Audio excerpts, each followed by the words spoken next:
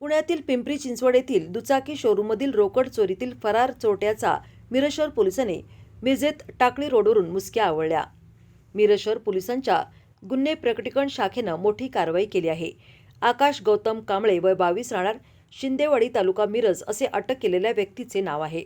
याबाबत अधिक माहिती अशी की पिंपरी चिंचवड येथील Bajaj Chetak Sai service private limited या इलेक्ट्रिक दुचाकी शोरूममध्ये एप्रिल 2024 पासून पीडीआय टेक्निशियन म्हणून काम पाहणाऱ्या आकाश कांबळे या तरुणाने 28 ऑक्टोबर 2024 रोजी सकाळी 10 ते 1:30 वाजण्याच्या सुमारास शोरूममधील कॅशियर श्रुती धनंजय घाडगे राहणार पिंपळे गुरव पुणे यांनी 5,02,400 रुपये रक्कम planet Sai service private limited Wakdewadi Pune या मेन शोरूममध्ये जमा करण्यासाठी दिले होते, पण संशयित आकाश याने ती रक्कम घेऊन पोबारा केला होता।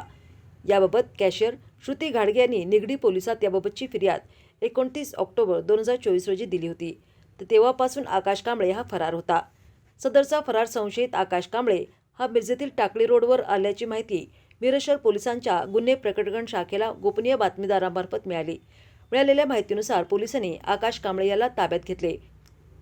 त्याकडे कसून तपास केला असता त्याने पिंपरी चिंचवड येथील दुचाकी शोरूममधील रक्कम चोरी केल्याचे कबूल केले।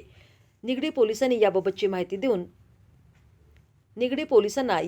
माहिती देऊन चोरी प्रकरणातील आकाश कांबळे हाच असल्याचे निष्पन्न झाल्याने त्याला पुढील तपासासाठी निगडी पोलिसांच्या ताब्यात देण्यात आले।